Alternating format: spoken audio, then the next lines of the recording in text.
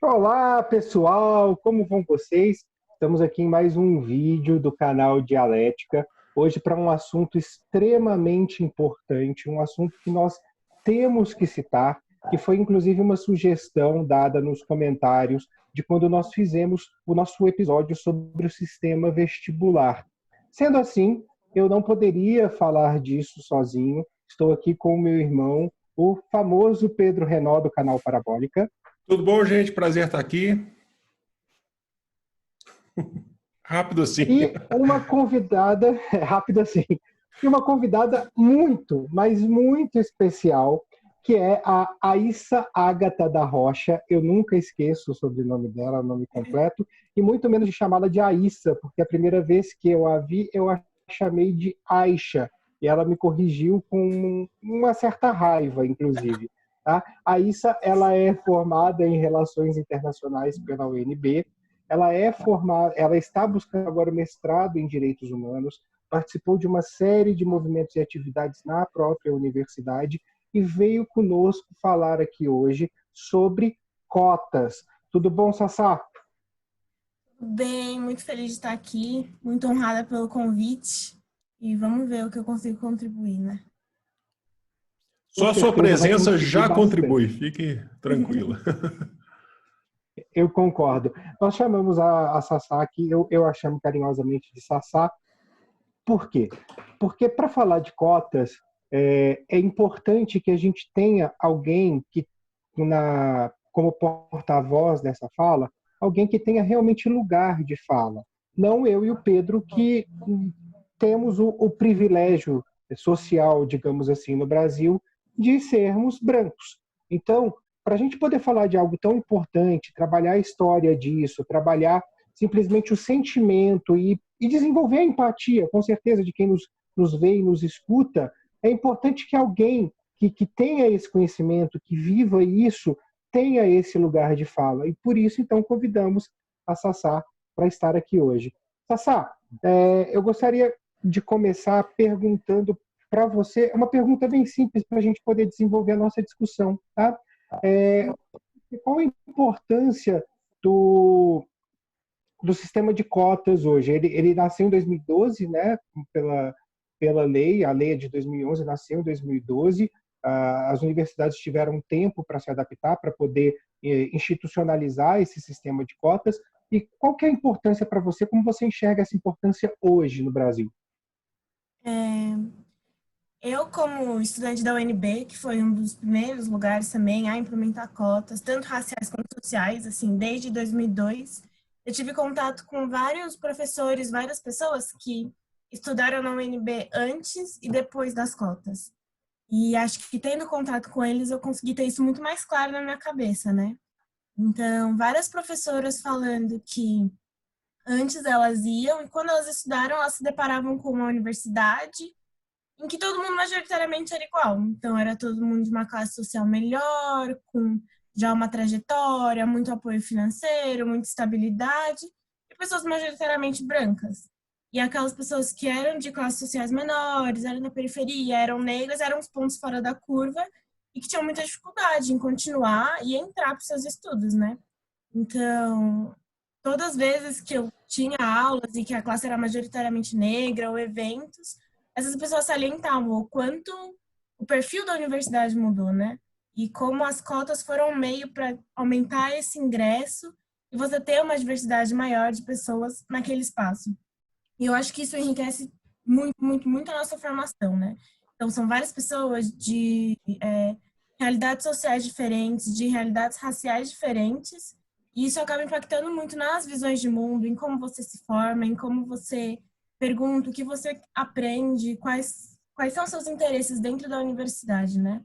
Eu acho que, além de promover e democratizar o ensino em si, o acesso ao ensino superior, contribui muito para melhorar a nossa formação pessoal enquanto estudantes universitários. Essa diversidade, a facilidade de mais pessoas poderem ter acesso ao ensino superior, melhoram, assim, de um jeito inconcebível o que a gente aprende e como a gente aprende, né? Tirando que essa diversidade também ela contribui bastante para que você se torne um profissional melhor, né? Não só um estudante universitário, né? Abre a cabeça, conhecer outras realidades, isso é fundamental, não só na vida universitária, mas também na vida profissional. Sim, você É, passa a ter um outro mundo diante dos seus olhos, né? não, com certeza. É, claro que ainda nós temos um público nas universidades majoritariamente branco, majoritariamente com um determinado poder aquisitivo. É uma coisa que se reflete. É, mas essa ideia que você nos traz de poder olhar para o lado e ver pessoas com qual você se identifica, né? Existe uma representatividade dentro desse processo, isso, poxa, é sensacional, é incrível. Sim, é uma coisa que realmente muda também muito as suas possibilidades de terminarem aquele curso, de realmente concluir e ir atrás de novos horizontes para sua vida pessoal, né? Eu acho que durante a minha trajetória pessoal na universidade, ter outras pessoas negras perto de mim foi um negócio essencial para eu conseguir terminar meu curso. Porque tem várias coisas que a gente passa, que a gente experimenta durante essa vivência universitária que às vezes você precisa de alguém como você, de alguém que te entenda, para você conseguir superar isso e continuar forte no seu caminho, né? Então, é muito, muito importante até para as pessoas que ingressam por cotas, para as pessoas que ingressam que não são parte desse perfil majoritário, ter outras como elas e formar uma rede de apoio para você conseguir levar esse projeto à frente, né? E deixa eu lhe fazer uma pergunta, Sassá. Quando a gente tem um sistema de cotas, a gente não tem só as cotas raciais, nós também temos cotas indígenas e cotas para educação pública hoje, nas universidades.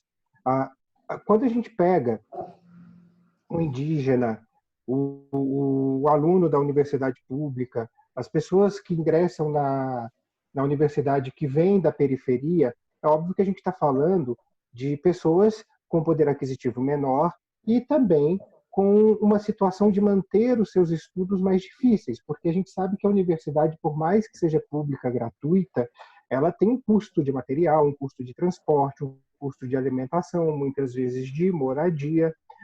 Existem programas na universidade que permitam que este aluno possa dar manutenção nos seus estudos, porque o ingresso, sim, ele é facilitado, isso é algo que todos nós sabemos, mas uma coisa é você ingressar, outra coisa é você dar manutenção no estudo. Existe algum programa para isso? Então, eu não sei se a UNB é algum ponto fora da curva, mas lá é interessante porque você, por também ser um dos berços de cotas raciais e outros programas de ações afirmativas, você tem várias outras formas de apoio. Muitas vezes elas são insuficientes para o tanto de demanda que se tem, né? Então, lá tem um programa de ajuda socioeconômica para estudantes, tanto em questão de moradia quanto de alimentação. Mas exatamente isso, ele é muito insuficiente para o tanto de demanda que se tem. Então acaba sendo uma seleção muito dos mais que precisam, sem atingir todo mundo que precisa, né? Então é sempre uma política também de ação afirmativa, né, que vem complementando as cotas, mas que precisa estar em constante expansão, porque senão você não dá conta do tanto de gente que requer esse recurso para permanecer na universidade, né? Eu acho que principalmente para estudantes que vêm de outras realidades gritantes, por exemplo, de comunidades indígenas em busca de um ensino superior, você precisa ter um apoio muito maior para permanência, para auxílio nos estudos e para outras coisas, porque justamente, né, você muda toda a realidade de convivência daquela pessoa, traz ela para um ambiente muito diferente que muitas pessoas não necessariamente vão estar dispostas a auxiliá-las ou estar dispostas a entender essas diferenças de convívio, de mentalidade e tudo mais. Eu acho muito legal que na UNB tem um espaço que é específico para os estudantes indígenas, que é a Maloca. É um lugar justamente de convivência em que esses estudantes podem ficar, eles promovem as suas ações, têm seus grupos, podem se conhecer e eles formam suas próprias redes de apoio e de intercâmbio juntos, né?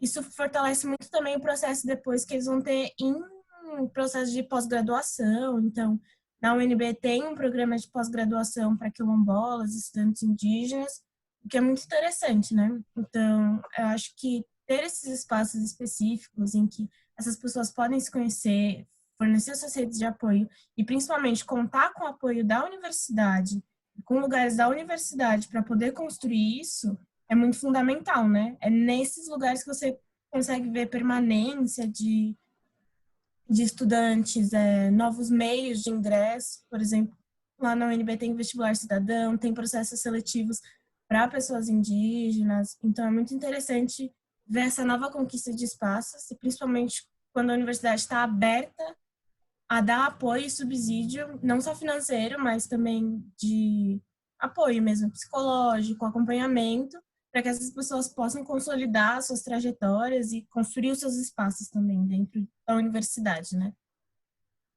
Eu queria só destacar também, já no que você está falando, Sassá, aqui em Belo Horizonte, na UFMG também, a gente tem a formação cultural indígena também, a licenciatura em formação cultural indígena também para escolas indígenas. Isso eu aprendi muito nos meus tempos ainda de movimento estudantil, como militante, né? De que a educação, muitas vezes, que é passada, por exemplo, na cidade, ela não é uma educação que necessariamente, dentro de uma etnia indígena, você vai ter a necessidade 100% dessa educação. Então, é preciso formar educadores indígenas para lecionar em escolas indígenas, porque também tem toda uma corrente contra isso que tenta colocar dentro das próprias escolas indígenas educadores que não são indígenas, o que é totalmente incoerente, é totalmente contraditório.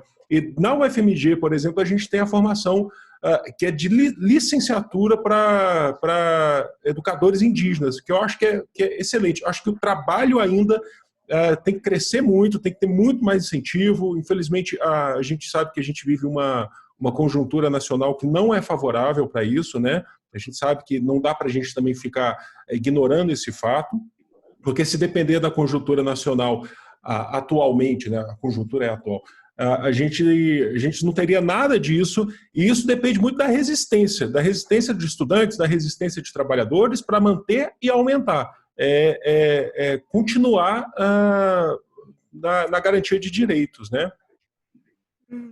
É bem interessante. Quando eu estava na UNB também, eu fiz uma aula sobre que a professora era quilombola e que trazia muito. A gente teve uma convidada que ela fez mestrado, fez pós-graduação, e ela falava sobre exatamente uma pedagogia quilombola, né? Sobre a formação de educadores para estarem nessas comunidades tradicionais e ensinarem de acordo com o jeito que aquela comunidade funciona, com qual é a cultura, quais são as prerrogativas e quais são as formas de ensino e aprendizagem daquela própria comunidade, né? Então, essa é uma coisa muito importante que não só é uma necessidade para aquela comunidade tradicional se manter, mas para a gente da cidade aqui também repensar e reaprender, né? Como a gente quer ser educador, como a gente pensa educação. Então, é exatamente assim, enriquecedor num nível gigante. Até porque quando a gente fala de comunidades quilombolas, quando a gente fala de comunidades indígenas, a gente tem algo cultural que precisa ser preservado, que é a questão de uma língua ou de um dialeto. E isso não pode se perder, porque guarda parte da história do Brasil, guarda parte da história da formação do nosso povo. Então, perder esse processo num novo modelo de catequização do pós-descobrimento é algo que chega a ser criminoso dentro de um processo histórico. Uhum. Exatamente. Eu não consigo não lembrar, por exemplo, de questões, ainda falando de maneira geral, tá? Em relação à política aqui no Brasil, que alguns anos atrás, se não me falha a memória, a gente teve no Rio de Janeiro toda uma questão de posse, né, das terras da etnia dos Maracanã, no Rio de Janeiro, que queriam destruir, né, tomar as terras para construir um museu da etnia. Um Museu Maracanã. Que ótimo. Que é assim, a gente tira as terras de vocês, a gente mata o seu povo, mas a gente constrói um museu para você, porque daqui a pouco está chegando aí a Copa do Mundo, processo de Olimpíadas do Rio de Janeiro, e a gente vai construir um museu para falar da sua história, sabe? É bem mais, assim, é claro que a gente não está falando só desse governo, isso aí, inclusive de governos anteriores, é importante frisar isso, é claro que a conjuntura atual ela é bem pior, né, nesse sentido, mas é terrível, até mesmo porque, como professor de sociologia, inclusive, o que mais me batem na tecla é em relação a cotas, sabe? E aí eu fico lembrando, que mais me questionam. E aí eu lembro, sabe, eu sou aquele cara, eu sou o cara que dá muitos exemplos aqui da atualidade também, e o Thiago também vai nessa onda, sabe? Porque podem me julgar, mas aí eu vou falar mesmo. Eu acompanhei agora recentemente essa edição do Big Brother e torci muito para a Thelma sair vencedora, né? E ela relata coisas importantes durante o programa, que ela foi a única mulher negra dentro de uma sala de 100 alunos fazendo medicina e que teve um professor que falou que ela não era para medicina, dentro da universidade, dentro da faculdade de medicina. E aí eu lembro de amigos, inclusive, que fizeram medicina também, que tinham, eu não sei como está hoje, eu confesso que, nesse caso eu não sei como é que está hoje, que tinham um auxílio, né, um amigo, inclusive militante, junto comigo, que tinha auxílio por ser estudante de medicina e ser uma pessoa negra, ele tinha um auxílio de custo, né? E o tanto de preconceito que ele sofria, ele falando uma vez que ele foi aqui para Ouro Preto, né, que tem as famosas festas de Ouro Preto, 12 de outubro em Ouro Preto, que como que as pessoas não acreditavam que ele era um estudante de medicina, sabe? O quanto isso mostra para a gente, o quanto que a gente precisa avançar muito, a gente precisa ainda lutar muito para ter igualdade, certo? E aí a gente acaba caindo naquela história, a gente não, né? A gente acaba tendo que confrontar que infelizmente existe isso no Brasil e no mundo, de pessoas que acham que a cota, ou eu falo de cota, eu falo todas essas questões, elas ajudam a aumentar as desigualdades, né? Assim como em vários outros pontos, né? São argumentos tão rasos que a gente tem que batalhar, às vezes a gente tem que bater numa porta, né? Você bate numa porta, só que o problema é que não é uma porta, são várias portas, né? Que estão falando a mesma coisa, tentando martelar isso na sua cabeça, para poder te encher o saco mesmo, né? Em relação a isso, e você tem que explicar, né? Como professor de sociologia, inclusive tem vídeo no meu canal sobre ações afirmativas, sobre várias questões. Aí eu entro, se vocês me permitem, posso falar aqui mais? Aí eu entro, esse pessoal, eles têm muito um argumento de basicamente uma democracia racial, sabe? É uma democracia racial que foi defendido que o Brasil ele é mil maravilhas por conta da diversidade cultural, da diversidade étnica que a gente tem, e que as pessoas vivem em harmonia. Você tem que olhar pelo lado positivo do Brasil. Isso vem muito lá nos anos 30 com Gilberto Freire, lá, né, quando ele escreve o Casagrande Senzala. E aí é importante que nesse debate, inclusive sociológico, né, isso tudo seja... A obra do Gilberto Freire é importante, você tem relatos importantes da obra do Gilberto Freire, mas ela não pode ser um fim. E aí é por isso que, por exemplo, é muito legal você, por exemplo, ler um Florestan Fernandes, que vai falar, não, a gente, sabe, vive desigualdades, essa democracia racial, ela não existe, sabe? E as cotas, né, o Florestan Fernandes não está falando necessariamente de cotas, mas aí a gente amplia, elas são um meio, sabe? É claro que ninguém está falando que elas são um fim, mas são um meio.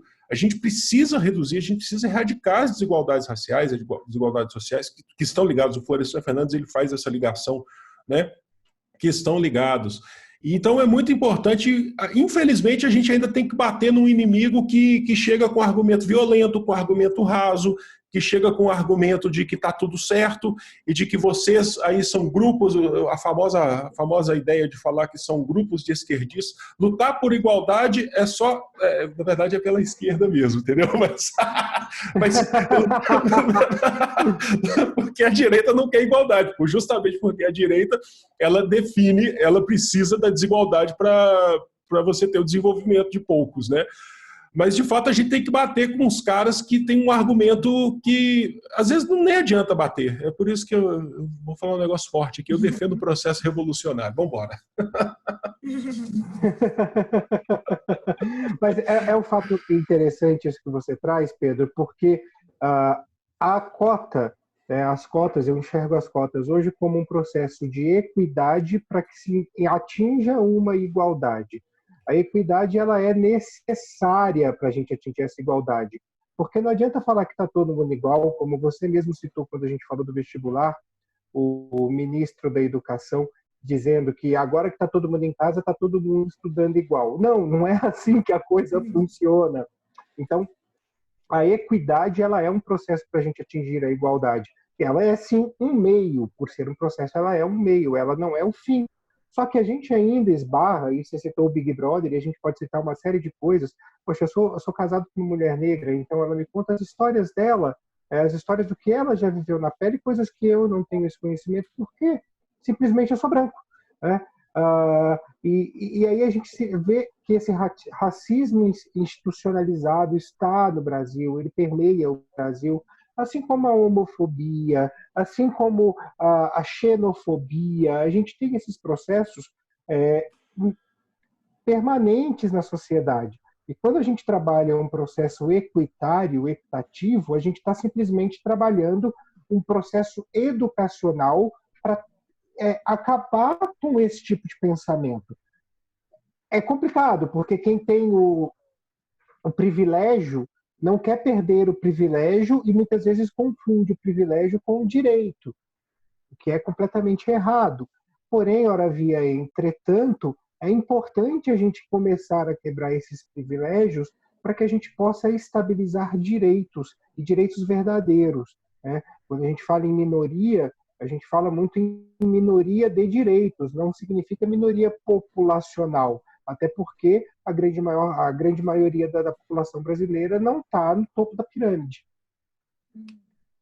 Eu acho que isso é muito gritante, né? Quando a gente fala em políticas de ações afirmativas no geral, é muito isso, de trazer uma igualdade material para algo que está só escrito como igualdade formal, né? Somos todos iguais, mas as coisas acabam por aí, porque na realidade não funciona desse jeito, né? Então você precisa de várias ações reparativas que vão operacionalizar como essa igualdade realmente vai se dar, né? Então acho que é muito importante para ações Isso é... afirmativas, de cotas até as outras formas de inclusão, trazer essa coisa de transformar uma igualdade formal em material, né? E aí eu trago também, que eu acredito que faz parte desse processo de educação, é um processo literalmente, de educação para que a gente possa permitir que a sociedade enxergue o que é a tal da representatividade. Né? Quando a gente vê cantores e cantoras negras, quando a gente vê filmes que tem como protagonistas homens e mulheres negros, é muito interessante a gente enxergar como as pessoas assimilam isso. Eu sei que o Pedro não gosta dos filmes da Marvel, ele é um grande crítico a esse tipo de coisa, mas vamos resgatar nesse ponto o que foi o movimento das pessoas irem assistir Pantera Negra.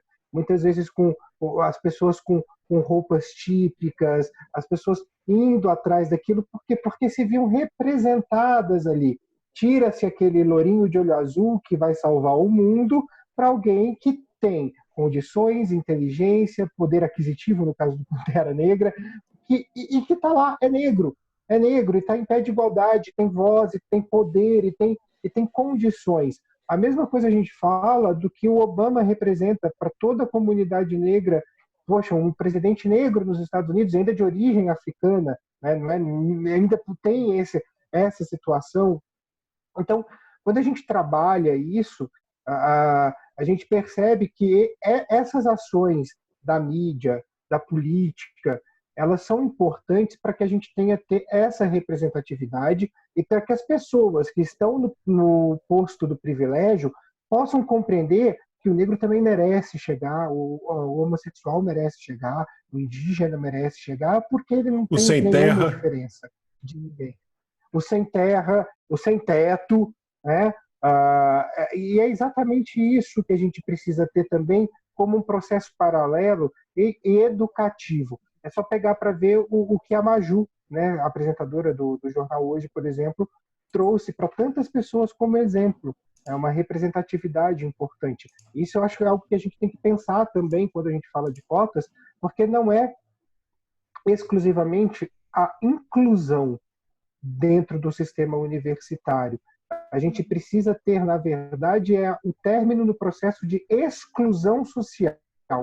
É algo muito mais complexo, muito maior, muito mais difícil, mas a gente precisa ter uma série de ações concomitantes para que isso seja atingido. Acho que nesse processo de ações afirmativas no geral, em que as cotas estão incluídas, elas funcionam dessas mais variadas formas, né? Além de você diversificar o ensino superior, você também influencia muito na construção de identidade dessas pessoas, né? Então, você tem um processo muito maior de um reconhecimento positivo, uma valorização do seu ser em comparação ao que a gente normalmente é confrontado na sociedade, né? Que é um momento de autodepreciação ou algum tipo de inferiorização, seja por conta de raça, classe, orientação sexual, identidade de gênero, todas essas coisas influenciam bastante. E esses processos de cotas, esses processos que te fazem ter uma autoafirmação do seu ser, e sendo isso cercado por respostas positivas, por exemplo, de outras pessoas que fazem essa mesma autoafirmação positiva que você, transformam muito como você constrói sua identidade, como você vai construir sua carreira, como você vai viver sua vida dali para frente e principalmente também como você exerce sua cidadania, quais vão ser os seus lugares de impacto, os seus objetivos enquanto pessoa, né? Que não são só para você, mas acabam afetando todo um coletivo, né? Então, o meu processo de autoafirmação na universidade, o meu processo de ir conhecendo novos lugares, ir conhecendo novas pessoas negras, novas pessoas de outras realidades sociais dentro da universidade, fez com que eu pudesse auxiliar e inspirar processos de autoafirmação em outras pessoas, que hoje estão construindo outras carreiras e influenciando outros lugares. Então, é um processo muito contínuo que, como você disse, né, vai muito além de só ter acesso ao ambiente universitário, né? A gente está tocando em reformar várias das desigualdades que a gente tem na sociedade, sendo esse um dos caminhos que a gente tem disponível hoje para fazer isso, né? Daí a tanta importância em reivindicar isso como um direito, essa possibilidade de autoafirmação como um direito de pessoas que geralmente estão numa situação de extrema desvantagem, seja racialmente, seja socioeconomicamente, né? Eu vou então agora para a gente poder encaminhar as nossas considerações finais. Sassá, nossa convidada mais que de honra, por favor, suas considerações finais. Eu acho que quando a gente fala sobre cotas e quando a gente fala sobre políticas de ações afirmativas, principalmente de operacionalização de igualdade, a gente tem que ter em mente de que existem muitos caminhos e muitas vidas diferentes na sociedade brasileira e no mundo como um todo, né? E que a gente tem um processo de necessidade de uma discriminação positiva que vai realmente remediar essas diferenças para a gente poder trabalhar para uma sociedade que seja mais igual. Então, quando a gente discute cotas, quando a gente discute políticas de ação afirmativa, não dá para se pensar só no eu, só na minha condição ou só no que eu quero, mas é uma coisa muito mais coletiva que vai além da sua situação, do que você quer, do que você precisa, né? Então, é um pouco de exercício de empatia, de realmente pensar num ambiente de diversidade, de reparação, de inclusão social e de que todas as pessoas possam ser tudo aquilo que elas querem, de dar a oportunidade, né? De ter a oportunidade. Não é necessariamente sobre mérito, não é sobre capacidade, mas é sobre acesso. É sobre onde eu posso ter a oportunidade de ser o que eu quero ser. Como eu posso alcançar isso, sendo que tem várias barreiras já impostas por como a sociedade me percebe enquanto pessoa, né? Então, a gente precisa de muita sensibilidade, muito cuidado e muita honestidade ao fazer esses debates. E ter na cabeça que a gente tem vários fatores de desigualdades aqui, raça, classe, orientação de gênero, identidade de gênero, orientação sexual, várias coisas. E é importante que cada vez mais a gente se esforce para conhecer essas outras realidades e, a partir daí, ir construindo ações coletivas, ações individuais que viabilizem realmente igualdade e equidade, para que um dia a gente não tenha a necessidade de ter uma discriminação positiva para remediar a negativa que já acontece todo dia, né? Maravilha, Sassá. Pedro, suas considerações finais e sua dica, por favor, sua dica de hoje. Considerações finais, eu acho que, na verdade, fica um agradecimento para a Sassá aqui, viu? Foi rápido, mas foi super esclarecedor para a gente. Foi uma honra estar aqui do seu lado, viu? E agradecimento, né? Fica aqui um enorme agradecimento. A gente tem que ouvir muito, tem que aprender muito, tem que lutar juntos, né? A minha indicação não pode ser outra, né? Já falei aqui, inclusive, está aqui, ó, o Brasil de Florestan, maior sociólogo do mundo. Não, junto com o Marx. Tá? Mas um dos maiores, um dos grandes sociólogos do século XX, Florestan Fernandes. Cara, fundamental. Esse livro aqui, O Brasil de Florestan, é da Editora Autêntica. A gente tem a reunião de vários textos de Florestan falando sobre o próprio Caio Prado Júnior, que é um grande historiador, conceitos sobre indígenas, o estudo do Florestan sobre indígenas, sobre favelas, sobre várias coisas. Então, assim, a dica, mais do que um livro, é para quem está aqui assistindo ou escutando a gente, leiam Florestan, tá bom? Bem, eu também agradeço a Sassá, pessoa por quem eu tenho um amor imensurável, sempre foi uma pessoa incrível, que sempre esteve disposta a participar de tudo aquilo que à frente dela se abria, extremamente engajada, extremamente ativa, e eu tenho muito orgulho de ter a Sassá na minha história de vida. E a minha dica, eu ia dar a dica de um livro hoje, na verdade 2 livros, mas eu mudei, o papo me inspirou a mudar. Eu vou dar 2 dicas. A primeira é: tenham empatia, por favor. Empatia não é só você olhar para o outro e falar, ai, que pena. Empatia é se colocar no lugar do outro, e isso pode ser uma das coisas mais difíceis de se fazer, mas é uma das coisas mais enriquecedoras para nós como seres humanos. E aí, pessoal, tivemos uma falha técnica, vejam só. Estamos passíveis de falhas técnicas, principalmente nos serviços que dependem de internet. Afinal de contas, é um mundo onde praticamente todo mundo está fazendo home office e o tráfego de dados é absurdamente alto. Mas não tem problema não, a gente conseguiu gravar a grande maioria, como vocês puderam acabar de ver. Ficou faltando só as nossas despedidas e ficou faltando o restinho da minha dica. Então eu vou concluir a dica, que é um vídeo do governo do Paraná, por incrível que pareça. Eu vou deixar aqui para vocês, para que vocês possam clicar, tem o link também na descrição, que é um vídeo que fala sobre racismo estrutural, racismo institucional, a diferença que as pessoas têm num teste de imagem, na interpretação quando brancos e negros fazem parte da mesma ação. É bastante interessante, eu acho que é muito interessante, principalmente para aquelas pessoas que teimam em insistir que racismo não existe no Brasil, e insistir também que quem reclama do racismo é olhar para a dor do outro como algo menor, e chamam isso de mimimi. Tá? Não é mimimi, de fato não é mimimi, a gente não pode levar as coisas nessa onda. A gente fica por aqui.